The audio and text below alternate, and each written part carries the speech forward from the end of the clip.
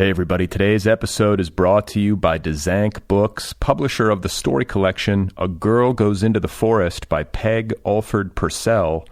It is the official July pick of the Nervous Breakdown Book Club. Purcell's sophomore collection centers on mothers, daughters, and the myth of the American girl.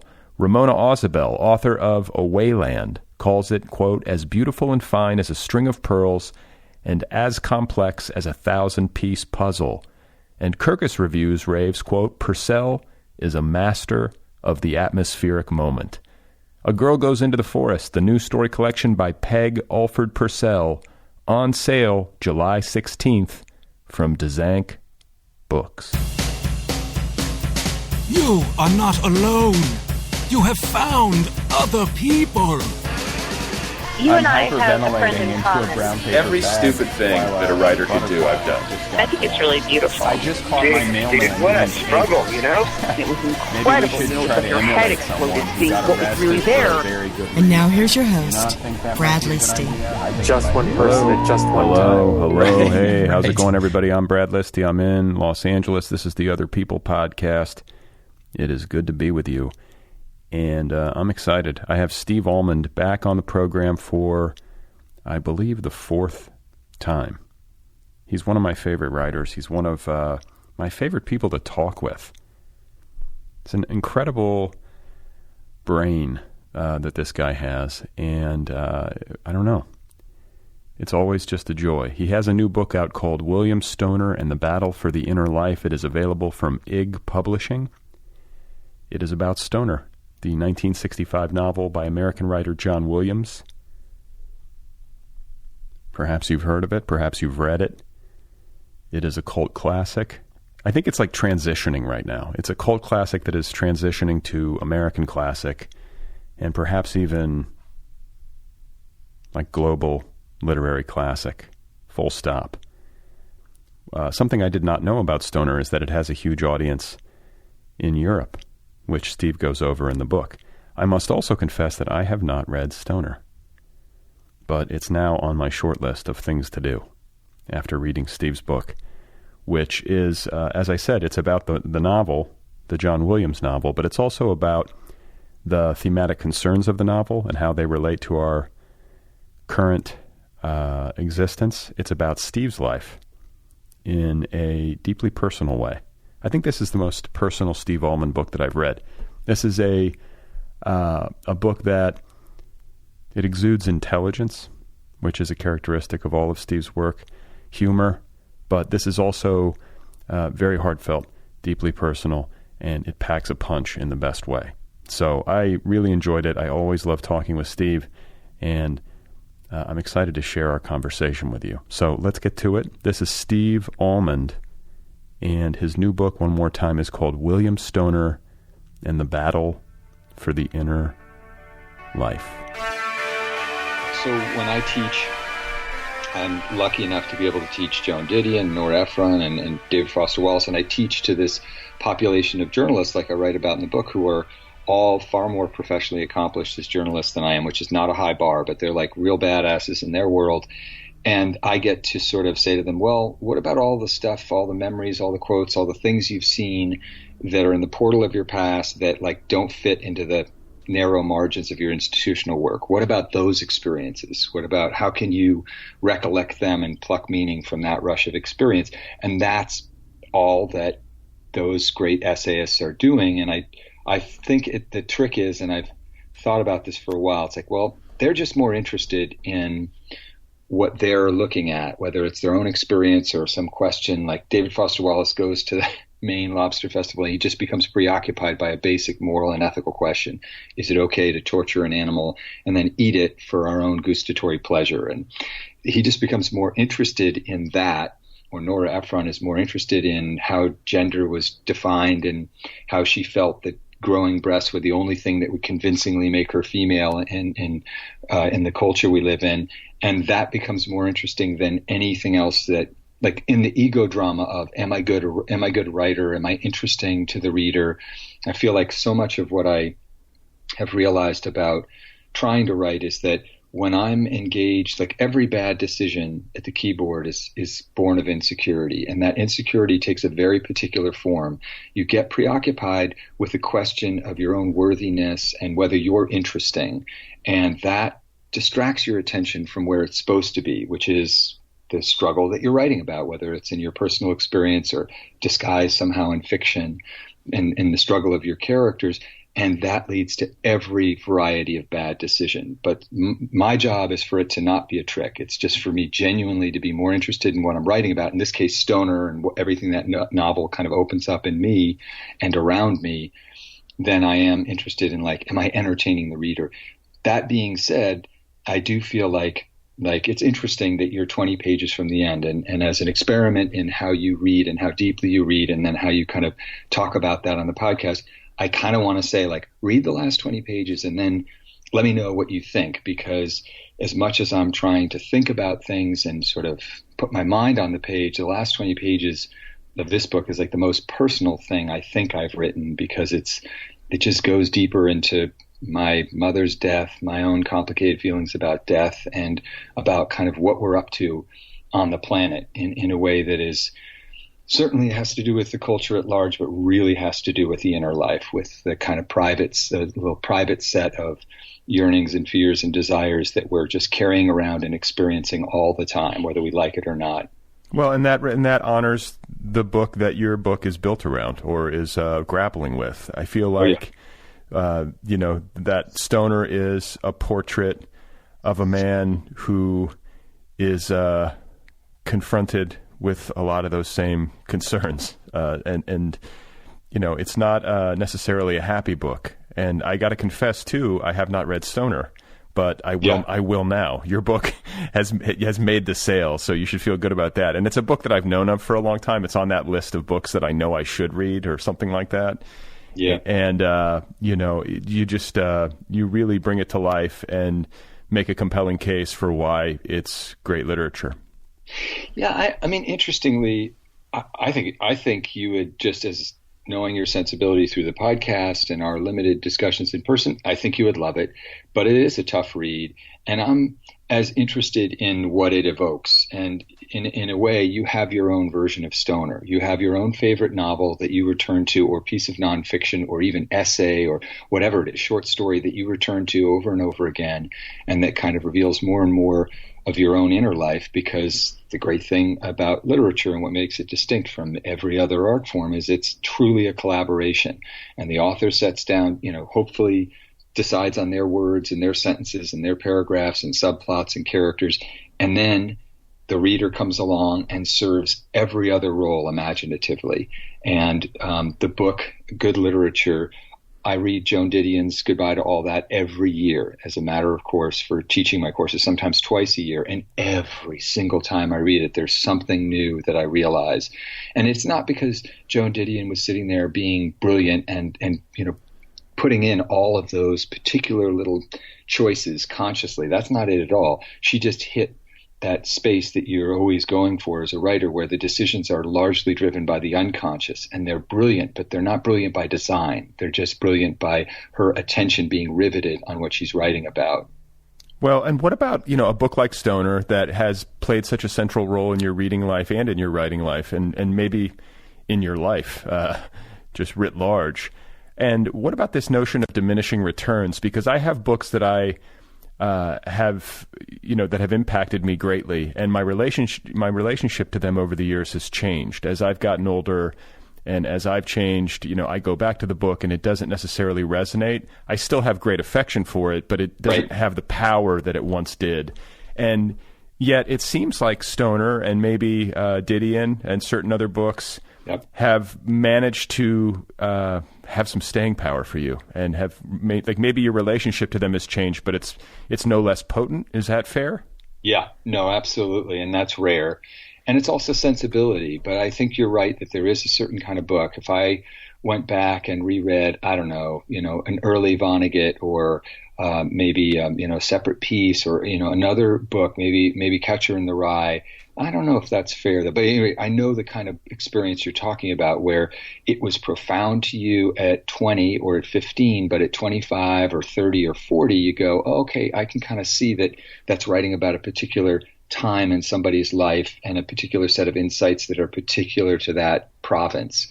Stoner is this book where, when I was 28 and I first read it, it blew my mind because it was such an idealistic portrait of what it's like to encounter literature and suddenly have your soul awakened and say, my God, there is a deeper reason I'm on this earth. There is a deeper way that I am going to find meaning, and it has to do with language and the transmission of stories and love and attention, and that's fucking it. But, a few years later, I read it and it's a different book. It's about feuds and the way I was in the midst of engineering a whole set of ridiculous feuds in my graduate school program, where I was reviled by the faculty and I think acting out in ways that I only could barely discern through my persistent victimhood drama, right? And even in my early publishing career with various agents and editors, I was getting into all of these brawls. And so Stoner becomes a book about conflict and how we defend our rights in the world without defending our honor, without succumbing to that particular nightmare opera.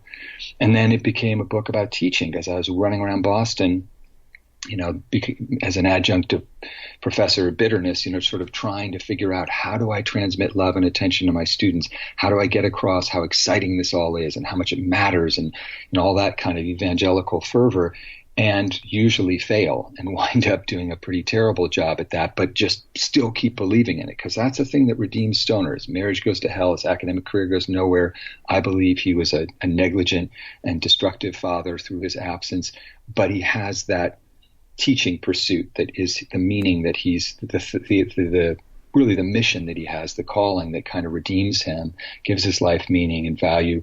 And then I got married, dude, right? And then it becomes about the beautiful rigor and the sort of brutal, ecstatic experience of being married and realizing, oh, this isn't the person who I'm just going to love forever through thick and thin. This is the person to whom I'm going to reveal the most monstrous parts of myself, and vice versa. And then we're going to have those monsters in the room, along with maybe kids and financial obligations and family pressures and ghosts. And then, I haven't even gotten to like death or parenthood, which are the last couple of chapters of the book, which, were, again, when I read the Stoner as a father, I was furious in a way I never had been.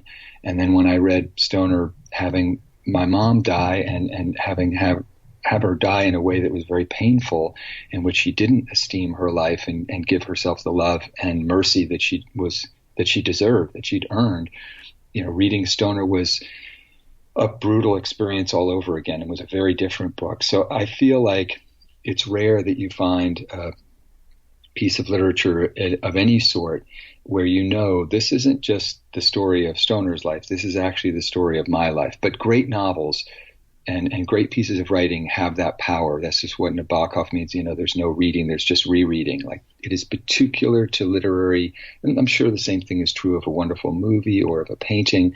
But with literature, you have this story that's being told, and because you're having to do so much of the imaginative work and the emotional and psychological work, and because there's this complexity that's just baked into the language and that kind of artistic, imaginative collaboration, I believe you are actually reading a different novel every time. You have to be, because you're such a central part of it and you're constantly changing.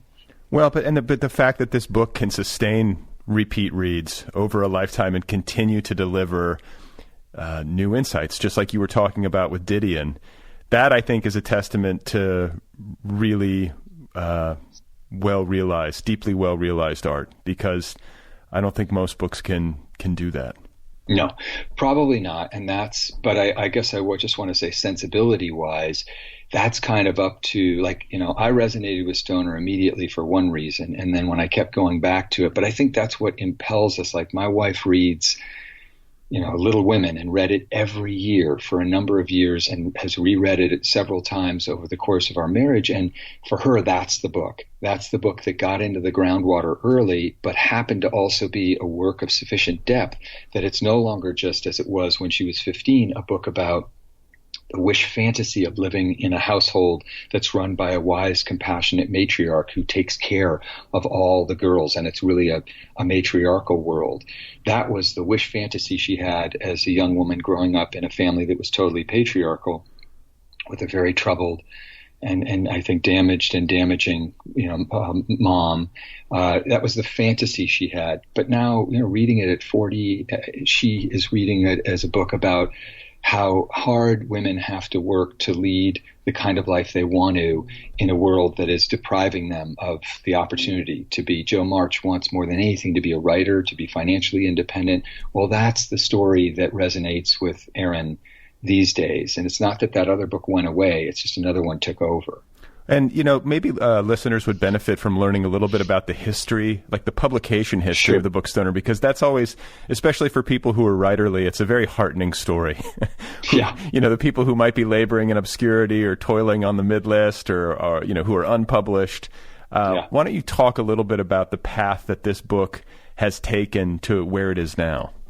Yeah, it's kind of it's totally nuts. It is like the wish fantasy of publication histories, because what it proves. So here's the history. Stoner was written in the early 60s, and it was published in 1965. This very quiet, restrained story of an academic, with an unhappy sort of private life who never goes anywhere in his professional life, but stays in the university, believes in the university and the mission of literature and teaching, and it follows him from birth to death. The amazing thing about Stoner is that it's sort of the wish fantasy of every author, unless you are one of those authors who's both extraordinarily talented and fortunate, and you sell lots of books, and your books reach deeply into people and also have a wide audience. Because I think maybe I've told you, I think there's certain kinds of artists. There's the artists like Dylan and Mozart and I don't know, Toni Morrison and Jane Austen or whatever, who reach a mass audience and reach them on a deep level. And then there's another kind of artist that's probably more like me, where I'm trying to reach an audience on a deep level, but chances are I'm not reaching a lot of people. I'm kind of more niche author. And then there's a third category who are really interested in reaching a lot of people, but maybe not quite as deeply. So a writer like James Patterson, maybe, or a musician like Toto. Okay, a band like Toto. That is, they're not trying to make great capital A art, but they are trying to make art that is entertaining to people and gets them thinking and imagining. And I'm not big on making value judgments about what kind of art people make, but I admire the most the artists who make really beautiful, involving art that also reaches deeply into the inner life.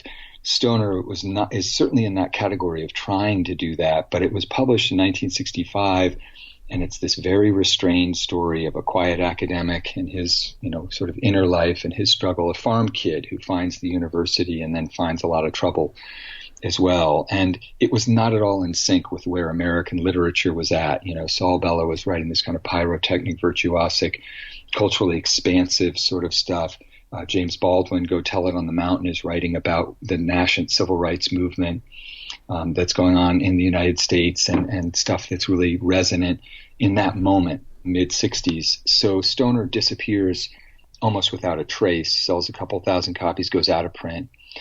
But because of its particular kind of effect on a particular kind of reader, who's somebody who's a true believer in literature, it keeps getting, it's like I describe it as the velvet underground of novels.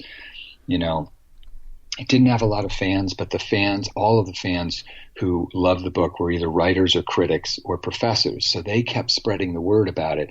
So it's republished a few years later, and after a lot of sort of critical praise, it's republished, and then it immediately falls out of view again because it's not something that can be commodified and scaled up. It's too intense a reading experience. And then it goes, but again, it's brought back a few years later, and a third time it goes out of print. But because it just kept spreading its tendrils, and because those tendrils were sort of going so deep into people, they just can't quit it. And people like me, I read probably the second edition, I think, that the University of Arkansas put out. That was the edition that was pressed into my hands like 2.5 decades ago. And as you know, I wrote about it and recommended it constantly. And that is what Orwell means when he says the only true critic is time, that individual readers, because you invest so much in reading anything, but a novel in this case, there's so much time and energy involved in it and gets so deep into you. Really, the ultimate person who's going to decide whether a book is important or not is individual readers, and individual readers spreading the word, I think, through word of mouth.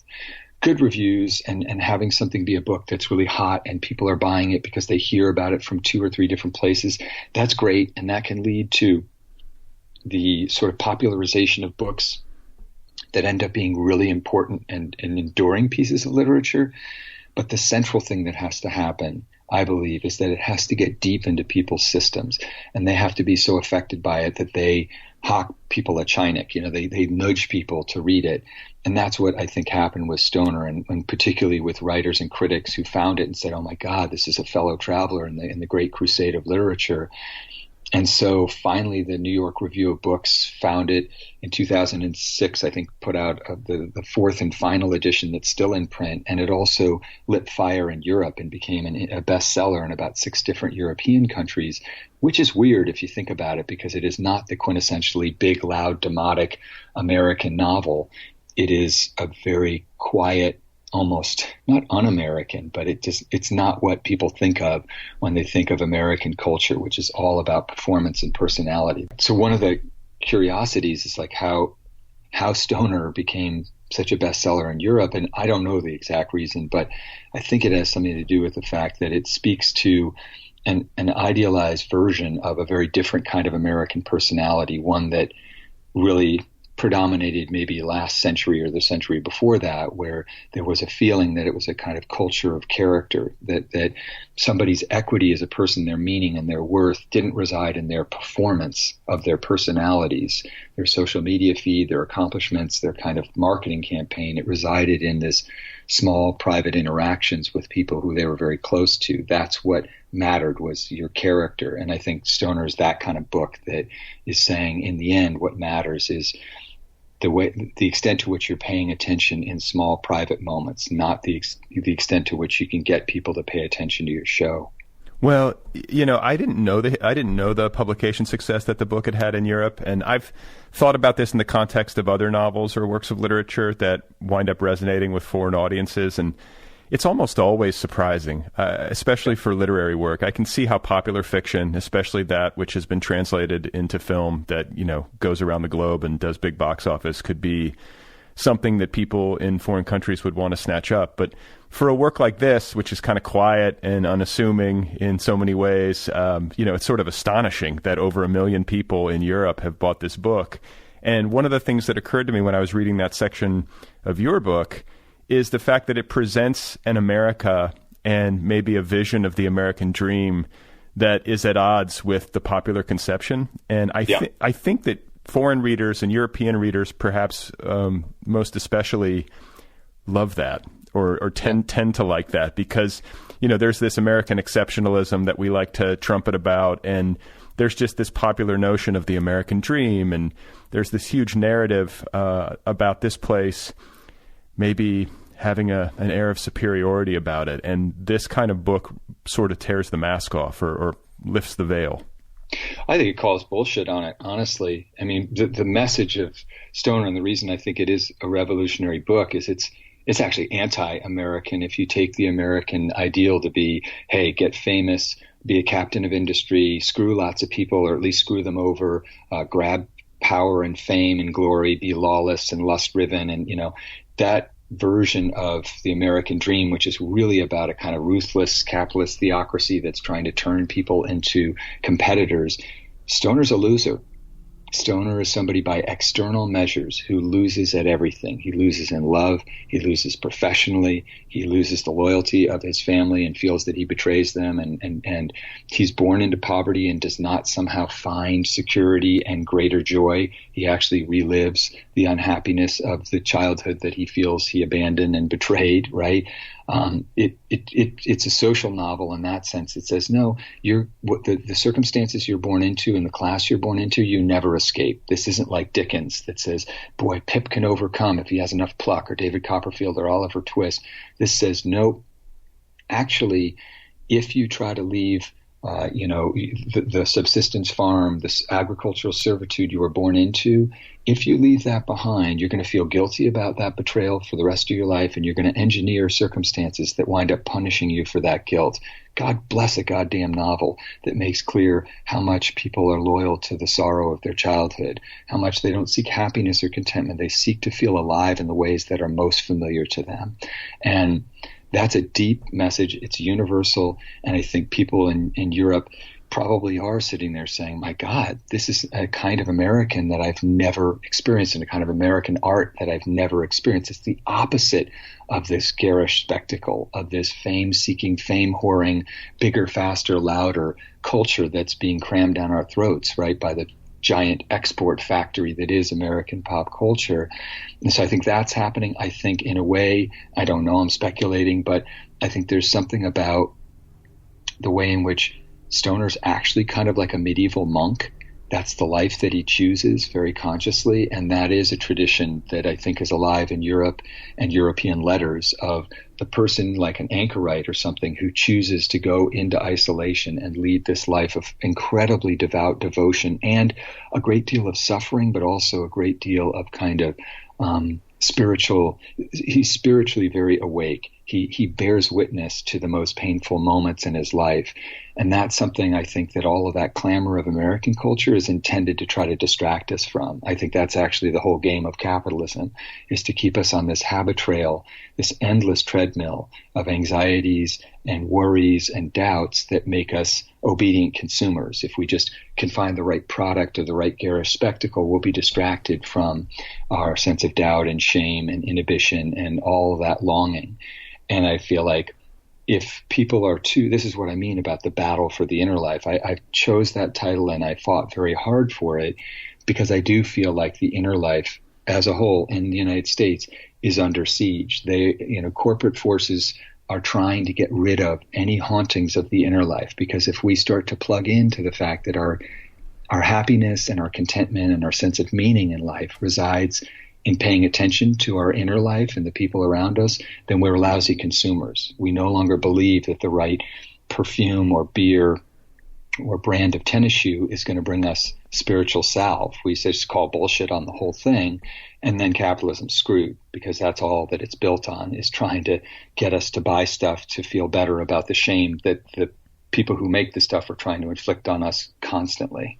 Well, yeah, I mean, that's one of the parts of the book that resonated so deeply with me, is this notion of the inner life, the notion of literature being one of the last bastions where people can reliably go to nurture their inner life. I was moved by the part of it where you talk about MFA programs as hordes of people, mostly young people, who are just trying to lead their lives in a way that honors their inner life. And I know that MFA programs, they get bashed all the time. I feel like the argument between MFA or no MFA is pretty tired at this point. But I see real value in that idealistic notion of them. That's certainly how it felt to me. It was like a hideout. I considered it a refuge, just a place to go do work and read books and be around people who wanted to think deeply.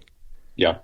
Yeah. I mean, I think it's one of those false arguments that people get into because they've got an ego stake in it. And the truth is that it's okay to say, hey, I object to art that is or to attempts at art that are solipsistic and self-involved, or that are focus grouped rather than sort of radically subjective. I get that, but that's not really an argument about MFA programs versus not. That's about the decisions that particular artists make and whether they allow their insecurity to get the best of the stories they're trying to tell. It doesn't matter where somebody comes from. Nobody really cares about the pedigree of a particular artist, or people who care about that stuff are, again, involved in some ego drama that, they'll eventually work out or won't. What matters is the piece of writing and whether people feel moved by it and whether the writer was able to summon their attention and focus it on the struggles of the characters in that story, period, end of sentence. The rest is just nonsense. I will say that as I've gotten older, I feel more and more like people are going in search of themselves. That is partly why MFA programs and writing centers and creative writing classes exist, because people have an instinct within themselves that hey, wait a second, maybe the point of life isn't to try to get people to pay attention to my life. Maybe the point of life is for me to pay attention to my own life. And that's actually what most writing programs are about. People are going in search of themselves. And I find it just kind of sad and dispiriting when people come along for whatever dopey set of reasons and just say, or whatever, people are struggling to feel like they're, I don't know, tough enough to do it without a class, whatever it is. And they sort of say, oh, well, that's, the literature's been homogenized by MFA programs or this, that. I just see it as like a whole bunch of people who are going in search of themselves. And what could be more important, especially in this moment? Because the dark sort of realization I had about the message of Stoner is, and it's hard to actually look at your life and stay in the room in the moments that are most brutal. It's hard to watch Stoner see his mother weep for the first time and know that he is the author of those tears, and that his abandonment of her has brought her to tears in a way that he's never seen her. Like, that's a tough room to have to stay in. And for people who are writing, whether they get there or not, they're trying to stay in the room. And what happens when you don't? I mean, this is the really devious thing that makes, to me, Stoner as a novel, a political book, and a moral book anyway, is we're in a moment where we've now reached a point where people are putting their inner life on display, and they're putting it out there on social media and online, and they're saying, here's what I like and what I don't like, and here are the experiences that trouble me and the emotional dynamics. They're putting it all out there, which sounds great, except that basically that when you put it on display for the whole world, a bunch of algorithmists immediately grab that inner life and say, how can we sell this person stuff? And a bunch of other algorithmists, at least in the last election, grabbed a hold of the inner life that people were putting on display online and said, actually, how can we poke at these people's primal negative emotions to get them to make self-destructive political decisions, basically? And it's like if once a culture starts to turn away from individual members of a culture, turn away from themselves, they can be turned against each other. The only ballast against that is for people, I think, to do the kind of reckoning that literature does, reading does, any kind of engagement with the arts does, therapy does, all of those processes that are meant to force people to slow down and figure out what's really upsetting them, or at least grapple with the bewilderment of what's upsetting them. So, in my own way, I think of Stoner as revolutionary because it's saying the happy ending isn't that somebody gets famous. In fact, the first paragraph of Stoner announces this guy's a nobody. If you're using the math of the obituary, this guy's a nobody.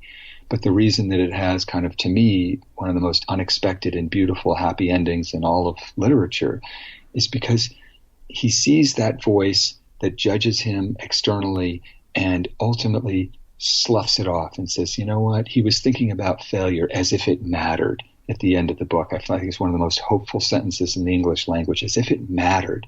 It's unworthy and mean for him to think about the success or failure of his life. What matters is that he knew who he was. He was there in the big moments.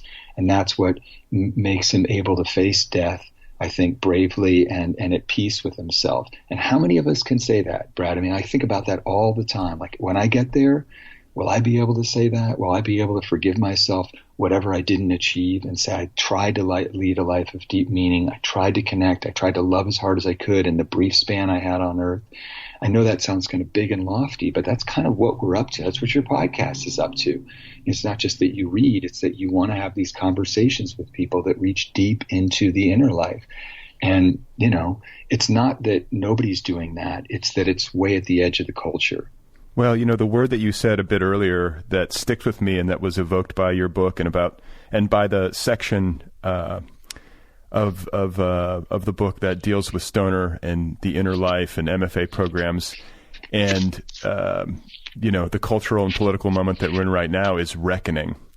And yeah. I just feel, and I'm sure you do too, that we are headed for some kind of moment of reckoning. We have to. I cannot imagine how we are going to survive if we do not, as a country and as a species, have some kind of large moment of reckoning where we do look inward and grapple with our suffering. And I think that the impulse is to turn away from it. But the reality is that the way through is through.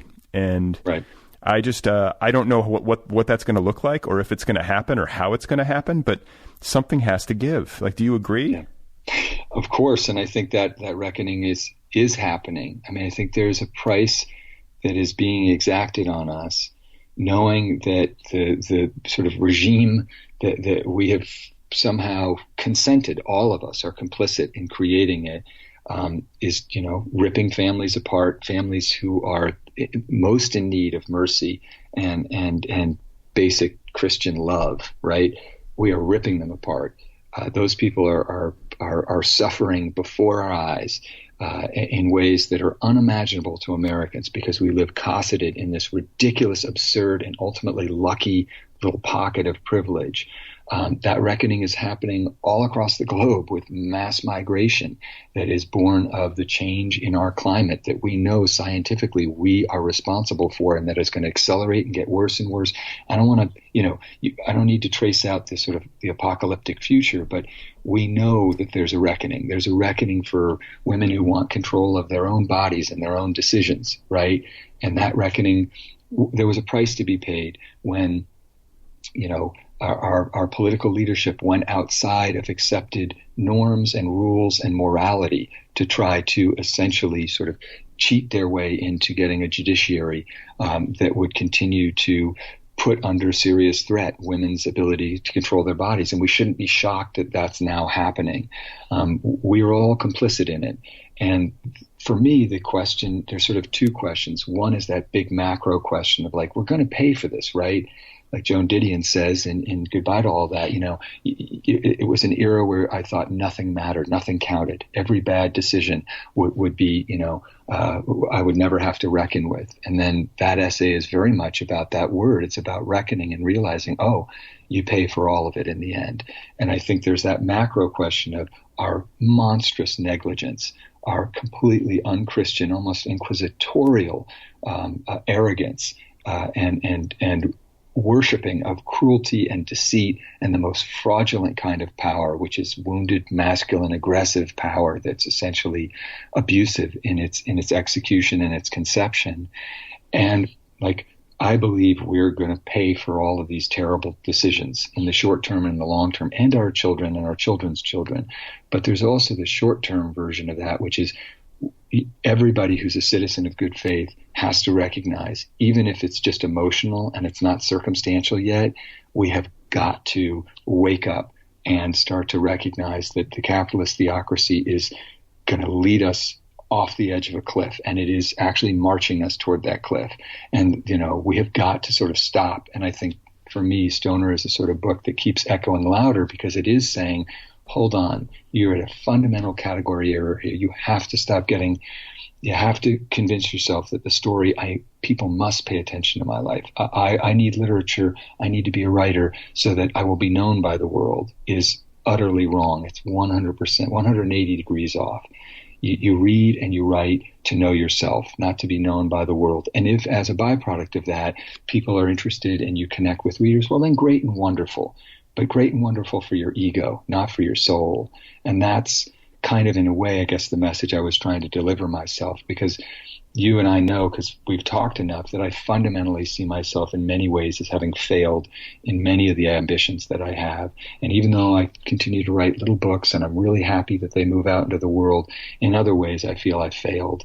And that's not going to go away. I'm not going to get rid of that feeling. And I don't even know that I will muster whatever it is I think I might have inside me to write the great American novel. I probably won't. What I'll have is the small private set of interactions that I have hour to hour, day to day, with students, with my wife, with my children, with my dad, with my siblings, and the people who are close to me, who I'm trying to love effectively in the brief time that I have. That's it, period. Beyond that, all the rest of it is, it's not that it doesn't matter. It's that it's, to me, much more about what your ego needs and not really what your heart needs. So let's talk about John Williams, because I feel like the story of his life and his professional life in particular is another one that can be heartening for people. We touched on this a little bit earlier about the trajectory of Stoner and its publication success. But what we haven't heard about is the fact that he wrote two novels that didn't connect, I believe, right? 2 preceding Stoner. Yep. Yeah. And so, he was one of these people who sort of, it was kind of feels like tortoise in the hare. He kept plodding. He kept learning from the mistakes of his earlier books. And he had a certain sense of confidence, despite the fact that these books didn't land in the way that one might traditionally hope their books would land. Oh, yeah. I mean, what's amazing is that Williams wrote one novel that was like an apprentice novel. It's important to recognize he grew up poor. He grew up with his biological dad disappeared, and he was raised by a stepfather.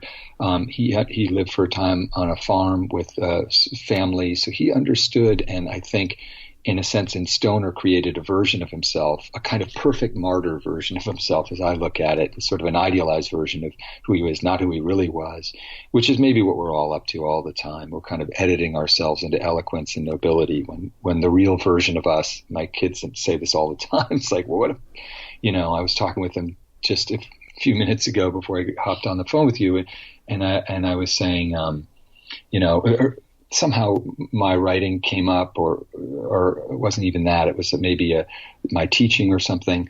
And I just said, well, guys, if you ever really told the truth of how I behave, like how awful I am as a father and how impatient and petty and easily wounded and all that stuff, like it would be over. Whatever public reputation I have, which is, minuscule anyway, would be completely blown out of the water. And they were like, yeah, that's true. If we told people who you really were, they would be pretty disappointed versus the idealistic version you can present as a teacher or something. And at any rate, Stoner, Williams himself was a guy who, maybe take that jag out, I don't know where that popped in, but I was thinking about it versus, because John Williams has some things in common with Stoner as a character, but as an author, he really he was super ambitious. He wanted to be known. He published an apprentice novel, Nothing But the Night, that is really hard to understand. It's clear he's a good writer, but it's like he wrote it with his dick. It's awful. It makes all the category errors that young writers do. He jumps into scene, no exposition, no narrator. You just he's purely trying to just flog the language because he doesn't know the story he wants to tell. And he wrote a very good. It was published, but he was embarrassed by it. It was published by a small press, and within a couple of years, he was pretty ashamed that he'd made the decision to put it out. But he was also ambitious enough that he wanted a book in the world. Then he wrote this Western, Butcher's Crossing, that's really beautifully written, but is mostly sort of character-driven and situation-driven. I shouldn't say character-driven. It's kind of driven by plot, and the characters themselves remain kind of, especially the main character, kind of a cipher. And it went nowhere. It received one review in the New York Times that said it was terrible and slow as molasses and whatever, and he was humiliated by that. He couldn't publish much of his poetry. He fancied himself a poet. He got into a big feud with a more popular poet and critic when he put out this anthology and was accused of plagiarism. His career was kind of in really not in great shape when he started writing Stoner, but what's miraculous to me is he still believed in himself, and he still was sort of the kind of guy who, when a book would come out, he would go to the faculty lounge at the University Endeavor and kind of hang out and expect that other faculty member would kind of come by and say, oh, wow, we read your book, or we read the review of your book. He was an egotist. And it's always heartening when somebody like me, who's also an egotist, is like, oh, you can be effective and also be a narcissistic shithead. That's great to hear, But what was fascinating is he just kept learning from his mistakes. And I think he sort of hit the sweet spot with Stoner and was able to realize, like, actually, I want to write about what the best part of me, which is the part of me that's a teacher, and that, Williams himself was a guy who put himself first in his career, like all the great male narcissists, right? And Updike and Saul Bellow and Philip Roth and whoever all the rest of them. He was somebody who was continually having affairs. He was married 4 times. He had kids, but didn't pay much attention to them. All the focus was on his work, and women were sort of the support staff. But in Stoner, he created an idealized version, I think, of himself, who had all the good stuff, the devotion to literature, being a great teacher, the university in literature as a redemptive force, and none of the bad stuff. He is, in fact, a victim in every scenario. He's victimized by his damaged wife. He's victimized in these academic feuds he gets into, so his advancement is blocked, but it's because somebody's sort of, takes personal issue with him.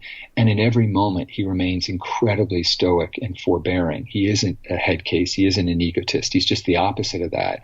So it's like Williams sort of created this idealized version of himself. And the next book he wrote after Stoner, because it disappeared from view very quickly, do quite well. It's called Augustus. It's an epistolary novel about the Roman emperor.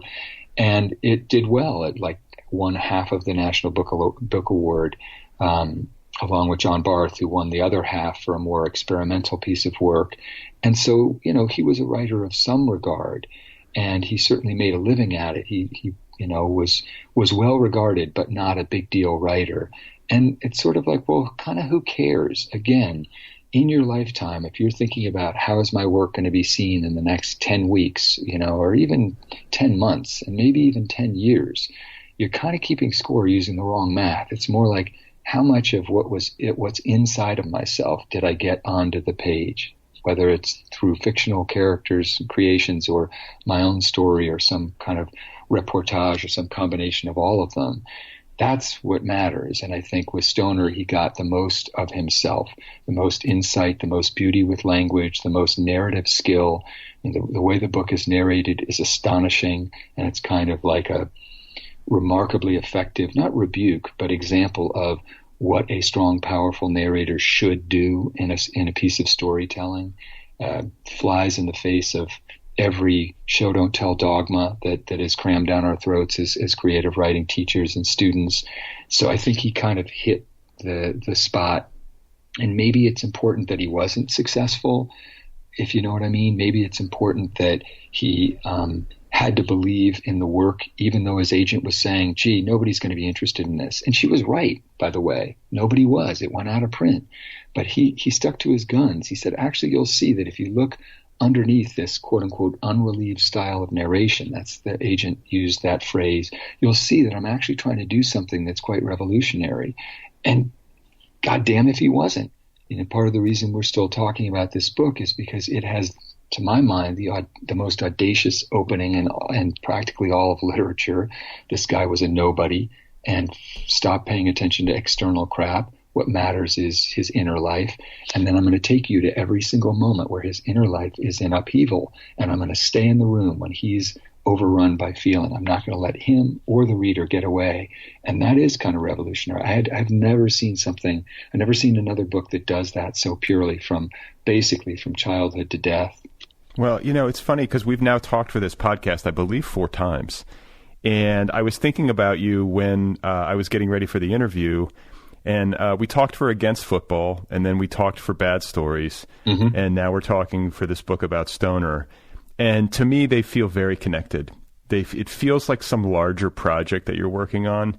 I was almost thinking to myself, I could see at some point one day, all of these books being collected in a single volume, even though they, at surface level, seem like they're totally disparate. It feels like you're working through a large pattern of themes and using as framework, for example, this novel or football, mm-hmm. Or the Trump era and the political machinations in Washington, particularly on the right. But why am I feeling that sense of connectivity? Is it just in my head? Is it something that you conceived of as you've been writing them? Or is it something that in retrospect you can see? Oh, yeah. No, you're one of the people who points it out. And of course, of course it's all connected. And of course I'm circling the same preoccupations over and over again. You know what I mean? Not like, of course it's obvious, but it's obvious once it's pointed out. And, I'm asking kind of basic questions about, and Against Football, you can say, is the struggle for the inner life as a football fan, right? Or Bad Stories could be the struggle for the inner life in our political moment. Or, it's all about, I think anyway, trying to figure out at a fundamental level, how do we find meaning in our lives, and what are the various, for me, the easiest thing to do. And actually I would include Candy Freak in this as well. It's like the inner life of childhood pleasure, or of gustatory pleasure, or of candy itself. I think what happens is I have my lens, and my lens is shaped by kind of my experiences being the kid of two psychoanalysts, having done a lot of therapy and thought a lot about my unhappiness and my anxiety and how to forgive myself for feeling like a failure all the time and how to love effectively and how I sort of engineer feuds but also desperately want to love and connect with people and not be angry anymore. And that stuff keeps coming up over and over and over again. It's in Not That You Asked. It's the same set of concerns. And I'm just finding, I guess, a different pretext for them or a different substrate. And I think that's true of most writers in a way. Like, we're just circling the same set of preoccupations. You can read any of Jane Austen's books, and she's saying, how do we find our way to love amid our delusions about ourselves? If we can't see ourselves clearly, how are we made to see ourselves clearly, as painful and uncomfortable as that is? Because otherwise we cannot find a suitable love, and we won't find an enduring and suitable love. That was her subject. That's what she wrote about over and over again. You know, to my way of thinking, Updike in his work was trying to figure out and work out, how does the self-involved solipsistic male survive his own despicable self-involved behavior and still lead a life of meaning, knowing that he's probably betraying most of the people around him, especially the women in his life. I feel like if you really drill down, most artists are creating with their work sort of a pretty, it's their worldview that's on display. Maybe the settings change, maybe the characters and the trajectory of those characters, but it's the same lens that they're applying to everything. And mine is desperately concerned with, like, how do I love and pay attention in the brief time that I have? And I don't think I ever would have thought this or said it, but I think Stoner gave me a very clear window onto it, because William Stoner himself is somebody who nobody would pay attention to if this novel wasn't written. We can agree with that. Like, I remember doing a book club about the book, and this guy stood up at one point. There'd been some alcohol consumed, and he said, "I hate this book. This guy's a loser. He can't stand up for himself. He's a loser. Why should I read about this loser?" He was furious, Brad. And I was like, yes, that's exactly right. He is a loser. He doesn't stand up for himself. He in crucial moments fails. And the reason you're pissed off at him is the same reason I'm pissed off at him, because we're losers too. And the predominant experience in our lives is being losers or feeling like losers or afraid that we're losers. And how do we get over that? How do we turn ourselves from feeling like losers all the time to recognizing, no, let's esteem who we were and what we did or tried to do in life? And that's like it. At the center of everything I do is that question. And think about who we're ruled by. At least our attention is ruled by somebody who is deep down just the most transparently unhappy, biggest loser on a zillion different levels, and is just trying to do everything he can, every sadistic, trick that he can pull out of his bag of wounded ego to try to dispel those feelings. Think about how disastrous it is when a culture is ruled by the abnegation of that basic question of how do I feel okay about who I am and what I've done in this brief time I have. So yeah, that's guilty as charged. That's what I'm writing about over and over. And did you say that to the guy in the book club when he said this guy's a loser? Did you say, well, we're both losers? I did not. That is not. I did not. Although it would have been an interesting moment. I was going to say. But you know what happened? Actually, another guy stood up who hadn't had as much to drink and and he said more quietly, he said, I feel just the opposite. I feel that everything that Stoner is and was, as I read the book, I felt that was me. And a bunch of people nodded their heads. And I think they were both saying that, right? Why does this guy have this outsized, furious reaction? If Stoner didn't matter to people, if it didn't corkscrew into their inner life in such a profound way, nobody's, getting hammered at a book club and saying, this guy's a loser. How dare you make me read about him? The presence of that kind of deep feeling is evidence that obviously this guy felt implicated. And honestly, that to me is what you're looking for when you go to any kind of art, but literary art in particular. I'm not interested in morally indicting art. I'm interested in art that morally and even emotionally and psychologically implicates me, where when I read it, I go, God damn it, that's me.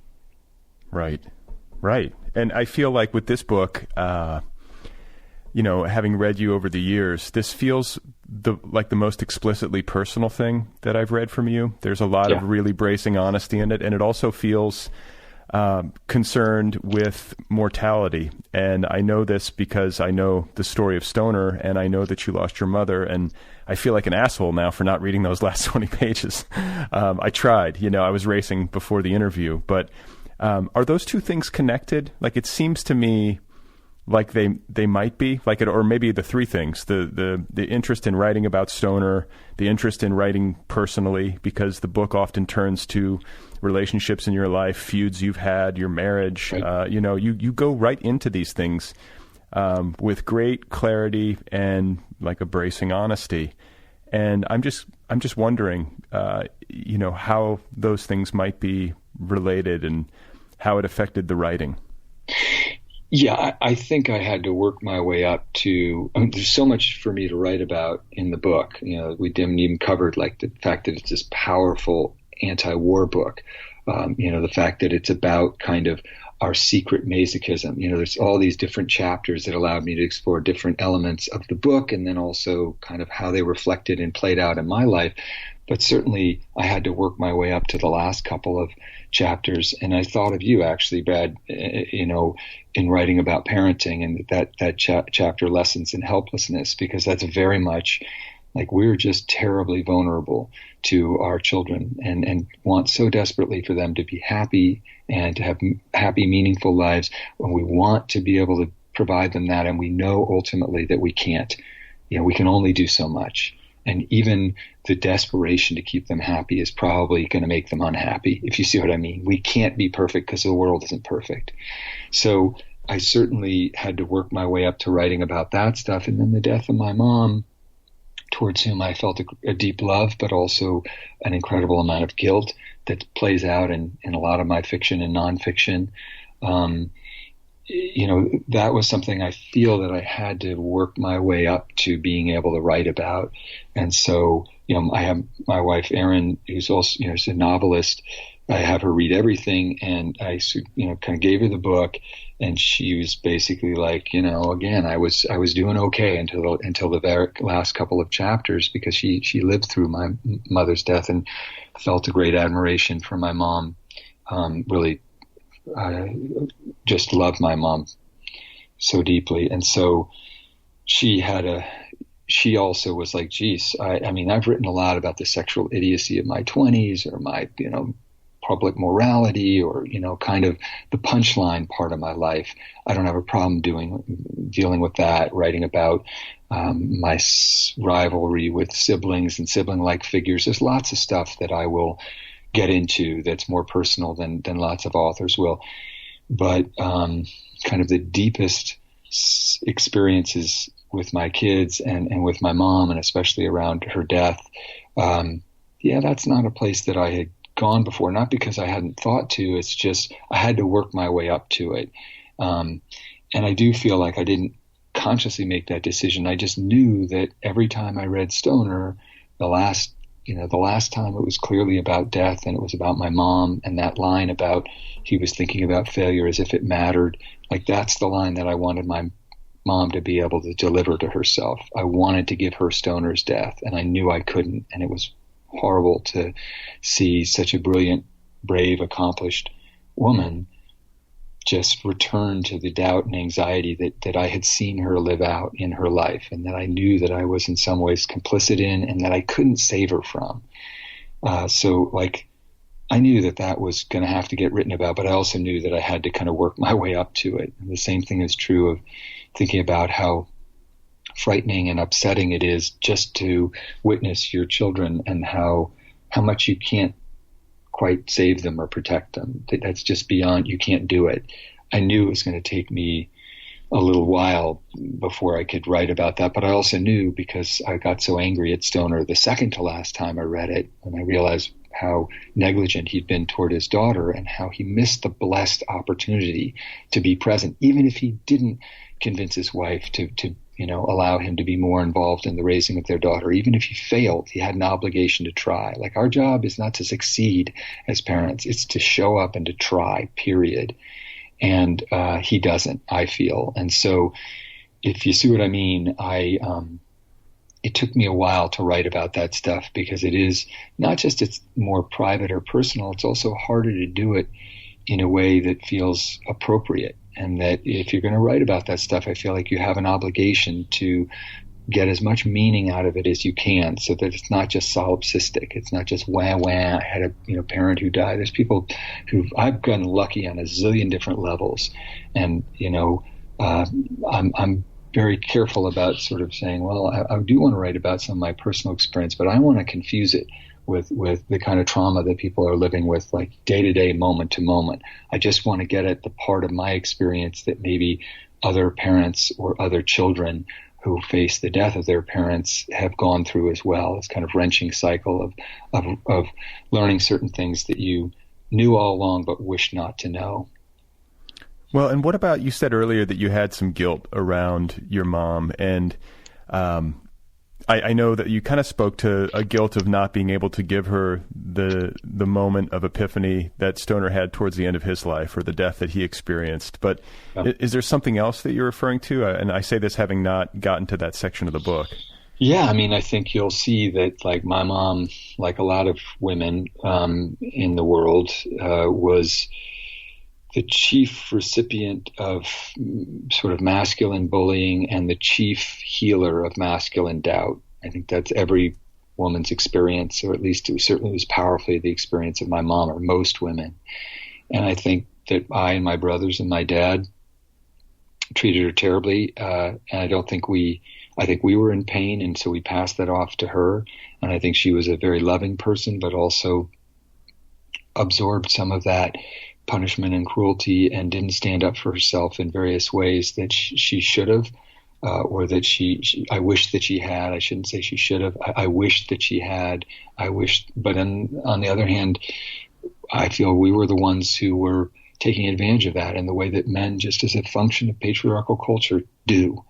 It's not like we consciously are trying to be jerks. We're just have created a system in which we're allowed to be jerks, in which we're allowed to bully, in which we're allowed to put our needs and our thoughts and our wishes before women. It's just the air we breathe. And this does have something to do with my more recent readings of Stoner, because there's a whole chapter, Edith Stoner as a person, not a problem, like that was my radical reading of how misogynistic Stoner is, which it is. The problem is that Stoner never can see his wife, who does not want to be married to him, who does not want to be married to anybody, who's been disfigured by her own parents. And, my mom was a much more powerful, loving, compassionate, effective person, but she still was treated terribly. And there's a few episodes at the end of the book, I think, that speak directly to how much she did at the end of her life recognize that. But rather than saying, I wish you had treated me better, I deserve better, and I'm furious about it, and I deserve some apologies, she, I think, experienced illness, as many ambitious people do, as a kind of narcissistic insult. And instead, she was the problem, and she should have been stronger. And how dare she die? She wanted to take care of everybody in her life with the exception of her.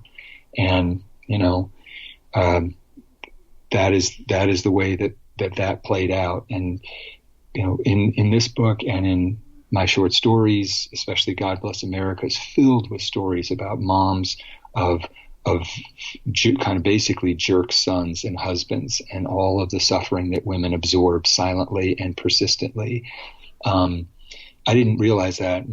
A few readers were kind enough to say, what's with all the unhappy moms in this book? And I was like, of course, that was me trying to write about the experience of my family and my feelings of regret for my mom. Well, in this book, I'm just more overt about it, because I was in all those rooms and I saw the experiences that I did, and I knew that I was a part of them. And even though in my own head, I was trying to kind of, I don't know what, cheer my mother up or somehow rescue her from her doubt and anxiety, I was also one of the men in her life who was taking advantage of the privilege that I was granted by the dumb luck of being born in the gender that I was born into. So, and I feel like all of that stuff emerges I knew I was going to have to write those chapters. I just knew that I was going to have to write them at the end of the book, because otherwise I would, I wouldn't be able to do it. So before I let you go, I want to talk about your what I consider to be your superfluidity, like both in talking. You're an unusually gifted thinker and talker. You're able to kind of get it all out in paragraphs. And it's also apparent on the page. You can really work through an argument or a problem with unusual grace. And I just want to ask you about the nuts and bolts of how you do it. Like, how do you build an individual essay or chapter in this book about Stoner, or in other books, your last two books in particular, where you're making a case, it's like an analysis and an argument and the personal reflection all rolled into one. Like, are you outlining? Are you note-taking and doing deep reading and then getting to the work? Are you preconceiving how these things are supposed to look, and then once you have it locked in your head, you can sit down and bang it out? I just want to get into the Steve Almond process. Yeah, well, this is going to be very disappointing. The process is much more by feel, and with all of the last three books, which are these nonfiction books that you're right, or maybe in a weird kind of way, a sort of disparate trilogy, all of them were subjects that I had been preoccupied by: the moral corruption of football, the sort of the nature of American delusion and the false stories we tell ourselves or consent to, and with this book, in some ways, the battle for the inner life through the prism of this one novel. All of those were things that I'd been thinking about for decades, and trying to understand consciously and unconsciously. And with Stoner, honestly, what I needed to write the book was a couple of weeks just outside the crucible of a house with a beautiful, ecstatic, amazing, creative, and rambunctious and loud and needy set of children, 12, 10, and 5. I just needed, and my wife and our relationship, which is, is beautiful, but it's work. And I just needed space, a couple of weeks, or at least 10-day stretch anyway, in a quiet place, to then say, okay, I need to read over Stoner. I need to flag all the quotes that are still echoing in my head and that feel the most important to me. And now I need to think about thematically, what ways do I want to write about? In what ways does this book matter to me? And a lot of it was really by feel. And a lot of it was, I'd done a lot of pre-thinking and even some pre-writing. I'd written a couple of essays about Stoner. So I had started years ago already thinking about why the book mattered to me. In a way, Brad, honestly, the last three books have been extensions of work that I was already doing. I was already thinking in those paragraphs about football or American political discourse and history, and in this case, Stoner. I'd written pieces for the New York Times Magazine or the Rumpus or any, essays for all kinds of literary magazines that were in one way or another. And I'd done book clubs and deep readings of Stoner. I did this thing out at Lighthouse in Denver where we did 8 hours talking about Stoner. And I literally went through the novel and said, what is the precise mechanism of its enthrallment? How does it suck me in every single time? I get up, I'm walking around my office, I'm frisking the shelves for inspiration, and somehow I land on Stoner and I start reading it, and an hour later, I'm 50 pages in and I'm like, shit, I'm going to have to reread this again. There's no way I can put it down. How does he do that? So I had thought so much about this. It's not that the book wrote itself. I had to goddamn write it. But I had a big head start in terms of really knowing this is a book I'm obsessed with. This is a book that I'm in discussion with myself and have been. Sometimes that stuff getting out into the public, but certainly within my own mind, I'd been thinking about it for such a long time. And this is why I say our favorite novels are not, we shouldn't just think of them as novels. They're manuals for living. They are the manner by which we come to know ourselves. And I was doing that work on Dear Sugars, the podcast. People would come to us with these deep struggles, and Cheryl Strayed, just because she's amazing and has led such a remarkable life, would always have a personal story. And I didn't have a personal story for the most part, but what I had was the memory of some piece of literature that had provided me some kind of clarity in a situation that the letter writer might have been grappling with. And oftentimes that was from Stoner. I quoted that 2 or 3 times on Dear Sugar. So even in that work that I was doing, I was trying to say, you know what, literature isn't just something that we read to entertain ourselves. It's like how we understand who we are and what we're supposed to do in life.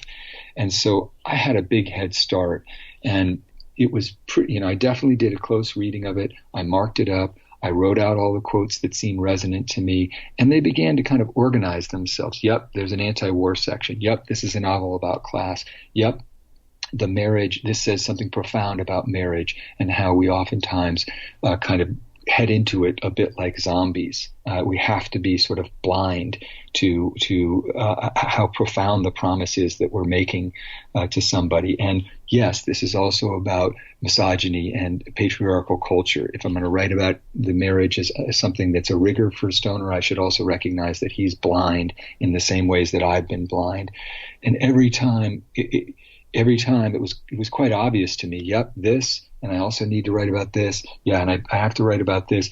And then I just, you know what I mean? I sort of said, okay, before I knew it, I sort of recognized, okay, I've got 12 chapters here, and that feels like I've said most of what I have to say about Stoner until the next goddamn time I read it.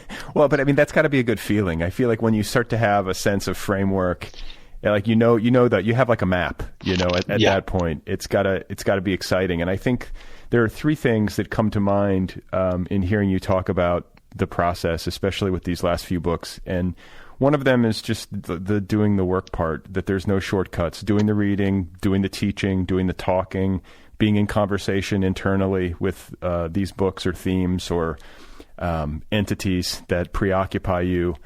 And then there's also this sense of incubation, and patience and being willing to let these things brew. And I think sometimes we can be in such a hurry to get to the page and to get to publication that we rush ourselves. So I guess the third thing is connected to that, which is having a finely attuned sense of time and having a sense of timing, of when it's right and when it's ready to be said. And I guess that's just intuition. At some point you're a working writer. You've got to find your next project, and whatever is speaking to you most loudly at the moment, I would imagine, is the thing that you eventually get down to business working on. Yeah, but what's interesting, Brad, is that I don't have the experience of saying, yes, this is the next thing. Oftentimes it's somebody just suggesting it to me.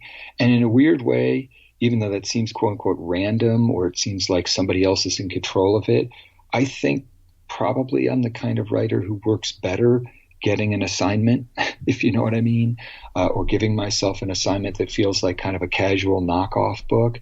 Because whenever I've tried to assume the mantle of I will now write the great American novel, or, I'll get to work on fiction again, I am doing that. I'm writing stories I really like. I hope to put out a collection sometime before my death, and maybe even get back to work on a novel. But in the meantime, I feel like if I can find something I'm genuinely interested in and I don't feel there's too much pressure, what happens is much more a process of disinhibition, which is frankly what I'm trying to induce as a teacher. It's not that I want people to find the ultimate story they have to tell. I just want them to get rid of, through writing, I want them to try to process and engage in productive bewilderment around the stuff they cannot get rid of by other means. I cannot get rid of Stoner. I can't quit it. And so that tells me, okay, you're going to have to write about it. Same thing about my life as a fan and my love of football and hatred of myself for it, and ... You can trace that through everything I've written. It's just what I cannot get rid of by other means. And that means that, like, when somebody suggests something, I kind of know, like, yeah, I think I have a lot to say about that. And if I don't treat it too importantly and don't put too much pressure on myself, I think I can make a nice little book out of it. And I really do think in those terms. I've been writing books that are shorter, and that's partly as a consequence of just being in the place I am as a parent and as a partner, like having this busy life. But it's also that there's a lesson there, which is sometimes you need to take on something that doesn't feel so high pressure, and then your ego won't get too involved, and then you'll make better, more organic decisions and be able to tell the truth about the stuff that matters to you most deeply without mucking it up with your insecurity. So that's my process, is like, try to write about the stuff that matters to you most deeply and try not to muck it up with your insecurity. which makes sense. And what I'm now thinking, and you're going to have to forgive me for like a moment of armchair psych here, but you're the child of two psychoanalysts. And I feel like the mode that you've been working in on these last three books, where you have sort of this like monolithic entity that you are responding to and teasing apart and trying to understand, and vis-a-vis trying to understand it, trying to understand yourself and the wider culture. Like it seems like it makes sense to me that it's almost like you're psychoanalyzing. You have a certain gift for it that you have found a way to channel into literature, as opposed to like a therapeutic model. Does that make sense? I mean, it does. I mean, it's what I'm trying to do as a teacher as well. Some editor years ago said, "Oh, I really like your style of psychoanalytic romanticism," and I'm sure I somehow managed to get insulted by that. But I think actually that was like a sweet assessment. Like, yeah, I am really concerned with the inner life. I come by that naturally. That's what my parents were concerned with, and I've been in therapy enough to recognize like we're all trying in our own way to understand our own story and figure out how to become a more reliable narrator, and to be present and kind of bear witness to the most difficult and confusing parts of it, so we don't keep making the same mistakes over and over again. If we do, we're quicker to forgive ourselves. Screw that business of like getting over our mistakes. We never stop making them. The question is, do we find our way to forgiveness more quickly? Does that voice of ruthless judgment that besets Stoner at the end, do we ever have that countervailing voice that says he was thinking about failure as if it mattered? And that's the zone that I'm trying to find. And maybe in a weird way, like these little books are my effort to just write that sentence in my own life. Well, I think that's a great place to stop. It's always so nice to talk to you and to read you. Congratulations on this book. I'm going to try to think of an assignment for you, just so I can selfishly get you to write a book, like almost exclusively for me. But I will do that. Here's what a kind of sick, crazy Brad Listi fan. I'll probably end up doing that, and then it means we'll probably get passionately involved, and then have a messy divorce. Like the whole thing is going to be horrible, and eventually we'll be on the E channel, and I'm ready for that. Well, I guess that leaves our listeners in a state of suspense, which is a good place to leave them. So yes. It's great talking to you, man. Oh, I have an assignment for you too, and I mean this because I, as much as I love talking with you, I also I respect your opinion a lot, and I want to keep writing books that you like. So I want to hear, either on the podcast or just privately through our little sexting back channel, what you thought of at the end of the book, because it's I hate it. I hate that I rushed you to the interview, or that you didn't get a chance to read it, and I'm genuinely curious what you'll make of those last 20 pages. So let me know somehow. I definitely will. I'm going to read them soon. I'm eager to get to it, so I'll let you know as soon as I do. Like I say, they're calling it the beach read of never, actually, ever. All right, Steve, take care. All right, see you, man. Okay. There you have it, folks. That is Steve Almond, and his new book is called William Stoner and the Battle for the Inner Life. It is available from IG Publishing. You can find Steve online at stevealmondjoy.org. He's on Twitter. His handle there is at stevealmondjoy. He's got a Facebook presence. The book, once again, is called William Stoner and the Battle for the Inner Life. Go get your copy right now. Do yourself a favor. Thanks to Kill Rock Stars and the band Stereo Total for the theme song music as always. Thank you to Tiger in My Tank for the interstitial music. If you would like to support this program, you can do so at patreon.com/otherpplpod. Throw a few bucks in the hat if you like this content. You can also rate and review the show on iTunes. That helps. If you haven't done that yet, consider doing it if it's not too much trouble. It helps like the ratings and helps with the algorithms. I forgot to mention Steve Almond is also the co-host of the Dear Sugars podcast with Cheryl Strayed. That is available via the New York Times.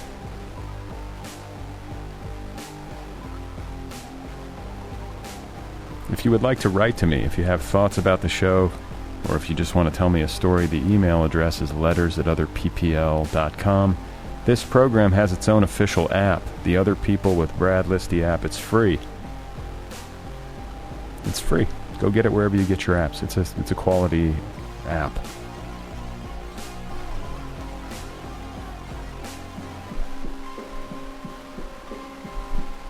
Next week on the program, I have Chip Cheek. He's got a debut novel out called Cape May, which has been getting rave reviews. And we had a great time together. So stay tuned for Chip Cheek. Do you want to know something funny? Is that I had Chip on the show. He was here, and I don't think I ever asked him about his name during our conversation, which is egregious. And I think we talked about it after we had stopped taping. It's like a nickname, I think. I forget what was it? I forget. Anyway,